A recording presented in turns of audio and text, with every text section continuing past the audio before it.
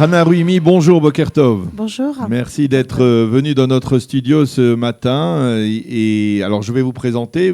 Vous êtes responsable d'un GAN, Ohel Avraham, d'un Talmud Torah, Ohel Avraham, à Montevideo, dans la communauté, la célèbre communauté du 16e arrondissement de Montevideo. Mais vous êtes ici parce que, eh bien, vous avez réussi un certain exploit la semaine dernière, puisque vous avez été on va dire la lauréate au niveau de l'Europe du concours biblique international pour adultes qui s'est tenu ici à Jérusalem la semaine dernière dans le cadre, on va dire, des festivités de Hanouka. Alors d'abord, nos félicitations à tous d'avoir atteint ce score.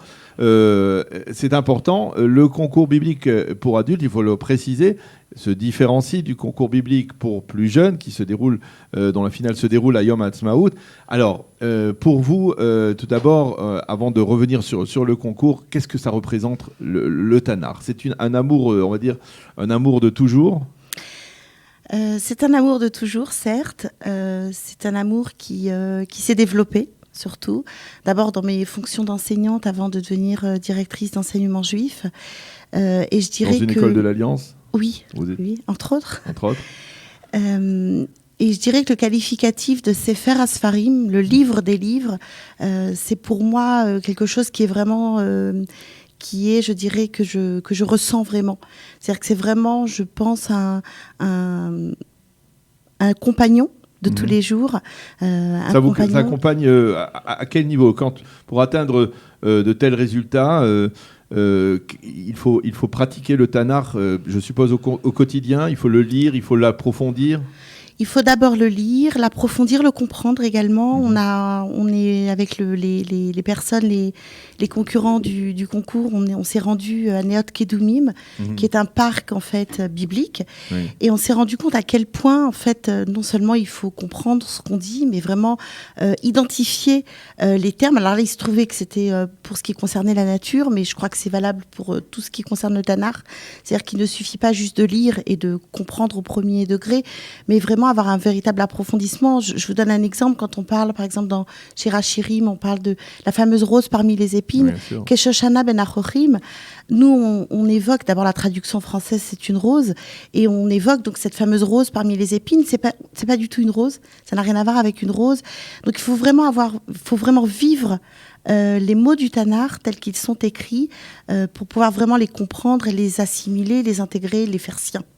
Alors, le Tanar en Israël connaît actuellement une seconde jeunesse, si l'on peut parler comme ça. On peut dire est devenu très populaire. Il s'est, on va dire, vulgarisé, popularisé le Tanar à travers ce projet de 9 de 9 que vous connaissez très certainement. Et la question que je vous pose, est-ce que en France, par exemple, pour ne parler que de la France, on peut même s'élargir à l'Europe, est-ce que aujourd'hui, il y a des gens comme vous qui, justement, étudient de manière profonde le Tanar. Il y a d'autres personnes que vous avez rencontrées dans le cadre de ces préparatifs, de ces éliminatoires, parce que je sais qu'il y a eu il y a quelques semaines une demi-finale au nouveau centre européen du judaïsme à Paris. Est-ce que on peut parler aussi d'engouement, ou alors c'est un peu le parent pauvre, le Tanar, en diaspora, en Europe en particulier ? Alors moi, je peux parler de la réalité de la France, puisque c'est une réalité que je connais bien en tant qu'éducatrice depuis maintenant quasiment 30 ans. Le Tanar, je dirais que n'a pas acquis malheureusement ses lettres de noblesse en France. On valorise beaucoup plus l'étude talmudique, la Mishnah, la Gemara. Et je trouve ça très regrettable, d'abord parce que c'est vraiment un livre qui nous rassemble. Et je dirais que moi en tout cas, comment vous l'expliquez ? Alors que de prime abord, au niveau de l'accès est plus facile, l'accès du Tanar est bien plus facile que l'accès de la Gemara, pour des non-initiés par exemple. Je pense qu'il y a une image de marque qui s'est forgée sur l'étude de la Gemara, l'étude de la Mishnah, qui serait l'étude par excellence. Et puis à côté, le Tanar, qui serait le pis-aller, enfin qui serait la source, certes, mais qui n'aurait pas finalement toutes les lettres de noblesse qu'elle mériterait. Et c'est très regrettable parce que moi, en tout cas, en faisant ce voyage, j'appelle ça vraiment un voyage. Pour moi, ça a été vraiment un voyage. Je dirais on retrouve vraiment dans le Tanakh le sens de notre raison d'être. On comprend en étudiant le Tanakh pourquoi on est là, pourquoi après 2000 ans, on a continué d'exister quand tant de peuples ont disparu. On traverse le Tanakh, on rencontre un nombre de peuples incroyables. Moi, j'ai été visiter l'exposition au Louvre sur les royaumes hittites, dont le Tanakh parle en long et en large. Et on se rend compte à quel point le Louvre a intitulé cette exposition « Royaumes disparus ». Et on se rend compte à quel point notre présence aujourd'hui dans le monde est une présence réellement miraculeuse. Et on comprend en lisant le Tanakh, en l'étudiant, à quel point nos valeurs, les valeurs qu'on a apportées au monde sont des valeurs qui sont tellement fortes, tellement puissantes, qu'elles méritent d'exister jusqu'à aujourd'hui. Et je crois que c'est aussi ça dont on doit être fier et qu'on doit porter non seulement entre nous, mais aussi à l'extérieur, aussi dans le monde, parce qu'il y a des choses extrêmement belles dans le Tanakh. Alors, on va revenir au concours parce que, quelque part, c'est ce qui vous a conduit ici en Israël ces derniers jours. Alors, pour atteindre ce sommet, il faut préciser, je vais raconter à nos auditeurs, qu'il y a eu une demi-finale donc, à Paris, avec des concurrents, je suppose, qui étaient français, mais aussi européens. Il y avait aussi des Européens au départ, il y avait 110 concurrents, 110 candidats, de France essentiellement, de Belgique. De Belgique également. Et donc vous avez été sélectionné et ici en Israël, vous êtes retrouvé avec des candidats israéliens, mais des candidats également venus de différentes diasporas. En particulier, vous me soulignez l'Amérique latine, où apparemment le Tanakh est étudié avec assiduité, on peut dire. Vous avez été vous-même sélectionné. Il y avait 22 finalistes. Parmi les 22 finalistes, il y en avait 12 qui ont atteint, on va dire, qui ont eu le droit de monter sur scène. Voilà, qui ont eu le droit de monter sur scène mardi soir dernier à l'Université hébraïque de Jérusalem. Et vous êtes celle qui a terminé la première parmi les Européens. Et c'est tout à votre honneur, bien que le concours a été remporté par un Israélien. Par deux Israéliens. Trois même, parce que la troisième... On va dire que d'une certaine manière, la tradition est plus ou moins respectée, bien qu'il y ait une forte délégation d'Amérique latine. Alors, combien de temps vous vous êtes préparé à ce concours ? C'est-à-dire au jour le jour, est-ce que ça nécessite une forme d'exercice, on va dire, d'emploi du temps très minutieux pour justement permettre de rassembler l'énorme contenu du Tanakh ? Alors moi, je me suis préparée depuis 6 mois et à mon grand regret, parce que j'aurais voulu prendre 2 ans. Bon voilà, le temps m'a manqué de prendre ces 2 ans vraiment.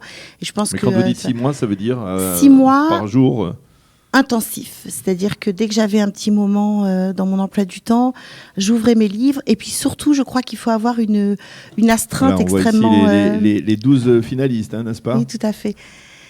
Il faut surtout avoir une... Il faut surtout avoir une astreinte extrêmement rigoureuse. Il faut vraiment s'astreindre à une étude.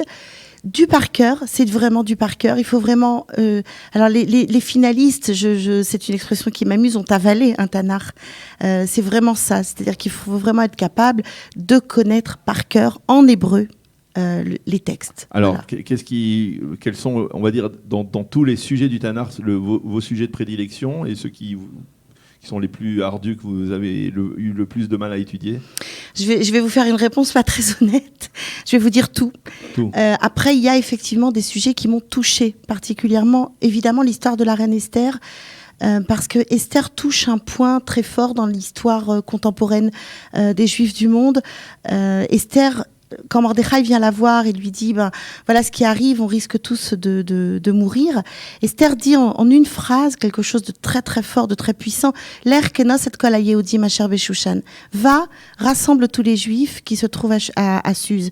Et en fait, Esther, en une phrase, guérit le mal sur lequel Aman avait mis le doigt. C'est-à-dire qu'Aman disait c'est un peuple dispersé, ils sont un petit peu partout, et puis ils font un petit peu ce qu'ils veulent, chacun dans son coin. Et Esther, en un mot, en une phrase, dit rassemble-les. Voilà, rassemble-les. Quand ils sont rassemblés, ils sont invincibles. Et j'avoue que cette histoire me touche beaucoup parce qu'elle a des échos dans le monde contemporain. Après, d'autres personnages, le personnage d'Ézéchias, Rizkiyahu, qui a des prières extrêmement belles. Et en les étudiant, je me suis même demandé pourquoi on les avait pas introduites dans le Sidour, tellement qu'elle me paraissait émouvante et touchante. Après, il y en a plein des personnages. Hein. Oui, il y en a plein, bien entendu. Le personnage de Moshe, évidemment. Avraham, c'est quelqu'un de particulièrement impressionnant. Voilà. Et puis, je dirais, de manière générale, beaucoup de personnages. Eh bien, je dois vous avouer que le président de Kalita, qui est aussi le président de l'Alliance israélite universelle, Marc Eisenberg, nous a téléphoné. Il a entendu votre témoignage à notre micro et il voulait vous féliciter directement et il vous félicite pour donc ce classement très honorable et pour votre amour pour le Tanakh. J'en suis très touchée. Voilà, merci beaucoup Hana Rumi d'être venue dans notre studio pour nous parler. Vous vouliez dire un mot ? Je voulais juste rajouter quelque chose. Je rentre en France avec la ferme intention de développer l'étude du Tanakh en France d'une manière ou d'une autre. Je pense que ça va être mon prochain projet. Il faut vraiment qu'on ait des candidats dignes de ce nom et il faut qu'il y en ait plus parce que l'Amérique latine a amené 8 candidats en finale. Oui. L'Europe en a amené 1. Et pourtant, la place de l'Europe dans l'histoire du judaïsme mériterait qu'il y en ait beaucoup plus. Eh bien, j'espère que votre appel sera entendu et que vous pourriez être accompagné dans votre projet, dans ce projet, beau projet de développer l'étude du Tanakh en France, au moins dans la communauté juive. Merci beaucoup, Hana Rumi, d'être venue dans notre studio.